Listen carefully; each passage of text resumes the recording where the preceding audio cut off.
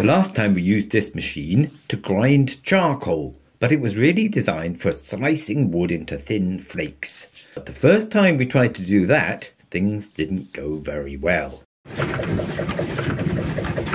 The blade slides backwards and forwards once a second. It's supposed to take a slice off the log every time, but it didn't.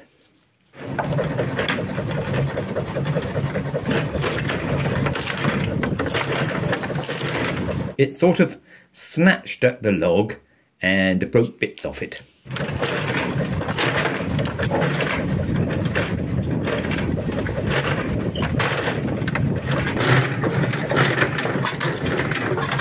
And one of the bits got stuck,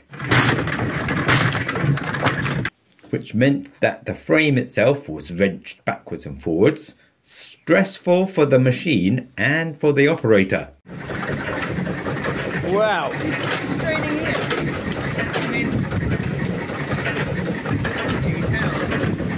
It was a dry old log, which didn't help, but still, time for a rethink.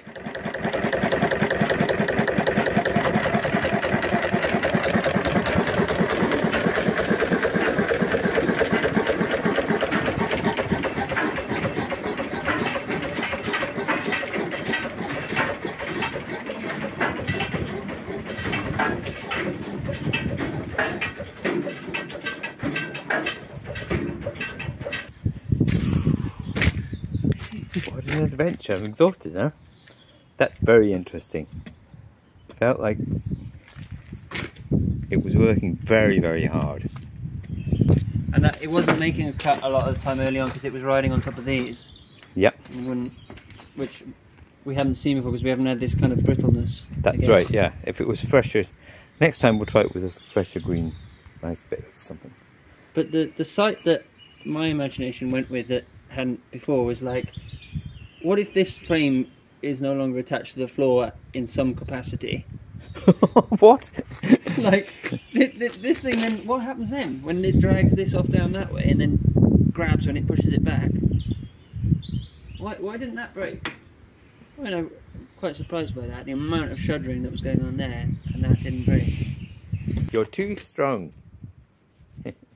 One problem was the shear bolt didn't shear when it was supposed to, even though obviously the machine was having a very hard time. Perhaps even 8mm is too thick for the bolt. But we decided that if it was cutting better, then there would be less pressure and stresses everywhere. So the first thing we changed was the angle of the blade, making it less steep and grabby. It was good to have steep and grabby for the charcoal, but perhaps less is more when it comes to logs.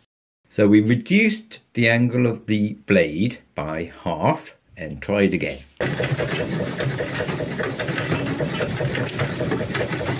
This time we're using offcuts of Douglas fir, not completely fresh, but not fully dry either. And that looked a lot more promising.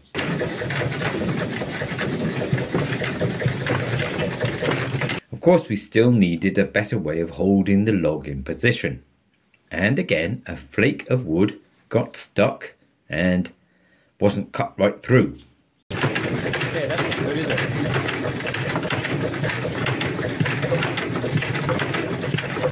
You can see the reason yourself. The blade doesn't go far enough under the stop end.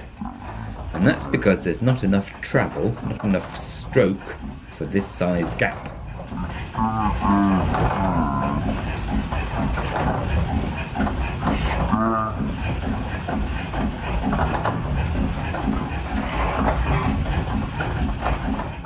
But at least it was cutting better now, and dropping a flake with every pass. Well, almost every pass.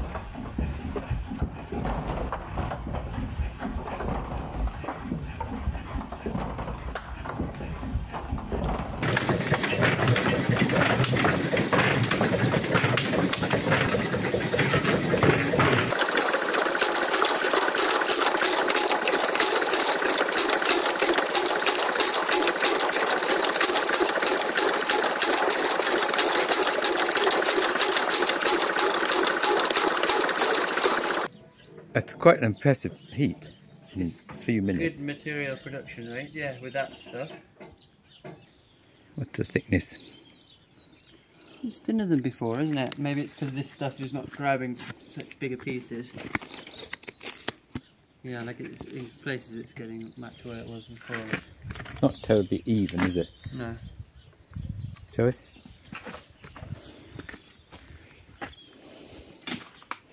That shows that it's splitting rather than cutting, doesn't it? Yeah. Some of these are really even though. It's only actually these bits that are more into the heart tend to tear the grain out further. And the sapwood is much more even. Yeah. So we could produce sort of Wendy house shingles or doll's house shingles very nicely all day long. I need thin slices so the timber can dry quickly and then cook right through quickly for charcoal making. Douglas fir seems to work well for this, so let's try something else. This is the cypress that we felled from our laneway after it died. We need to test how well the machine can cope with knots in the wood. Note the improved forked stick hold down. How posh we are getting. Yeah, okay, let's try something bigger. I love the smell of this stuff. Holding the logs down obviously helps a lot, and the blade seems to be cutting fine, even through substantial knots.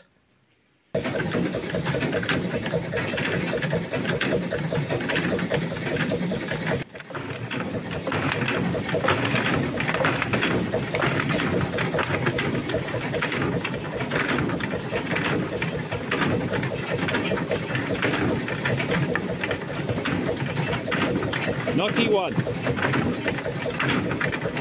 This is the age-old problem that we had from before, but it's mostly because that doesn't go under far enough. Yeah.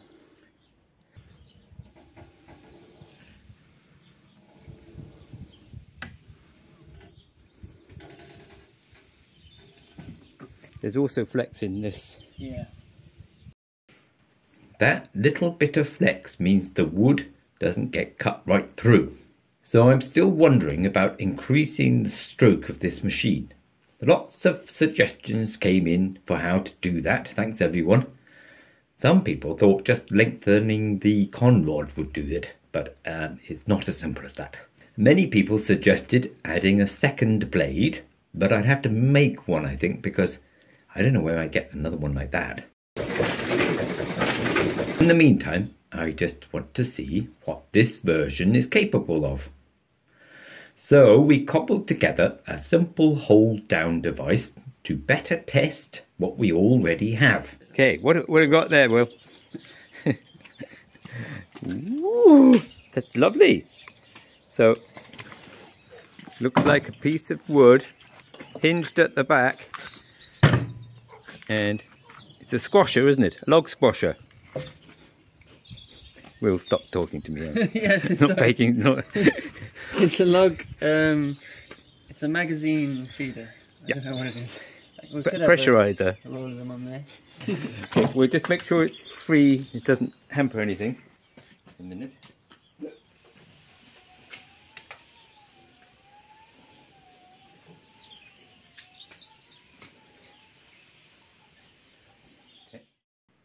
But before we could try that out, we noticed a new knocking noise from the big wheel. It wasn't there before, so something's changed.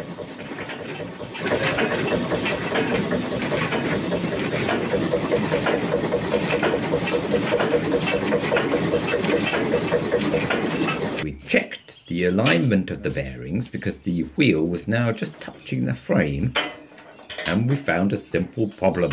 The nuts that hold the bearings down were loose. Wait, that was loose. That was really loose.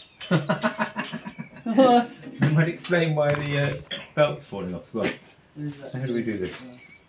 Those pesky gremlins again.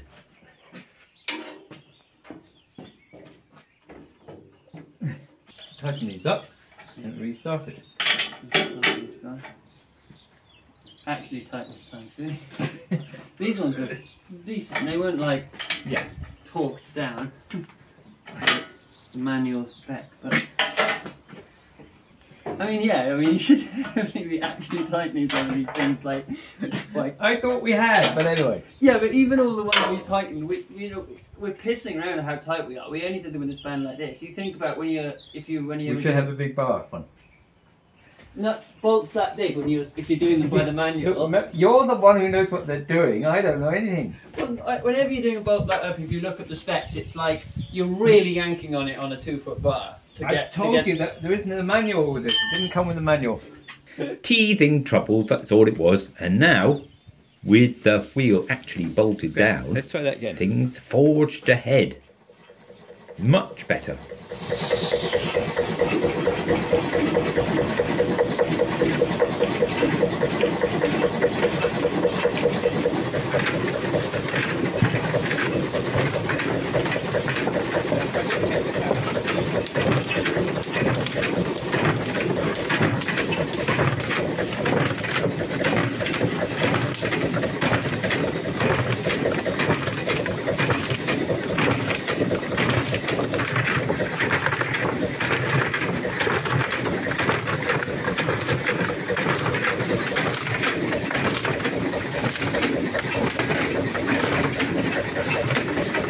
Unbelievable. That's just so much better, isn't it? I mean, there's a few things that look a bit too, like that is tweaking a bit too much for my eyes. And like the bolts do look like they're going to chew the concrete away surely in time. But it's the machine that has a problem with it. Again? Again, I love it. Getting a bit knockier now.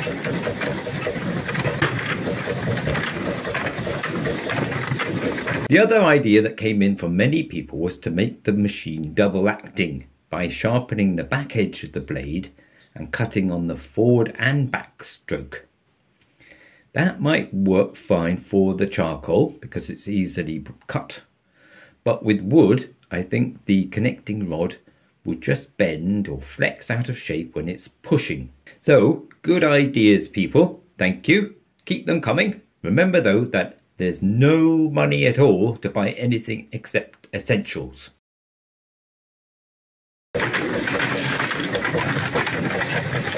Fantastic. Isn't that amazing? We probably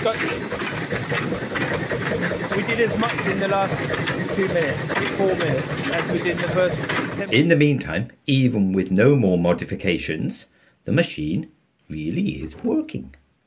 I'm very pleased. The big wheel is slowing down the RPMs from the engine to something reasonable and supplying great momentum so the engine isn't straining, and we're making the most out of all the power that's available. After all, this is only a 6 horsepower engine and it's already turning out the wood slices at a good rate. Yes, we can improve on every aspect of this whole setup, refining and tweaking, but it's not a bad start, I think. Now, onwards with the charcoal making. That was a mighty knot.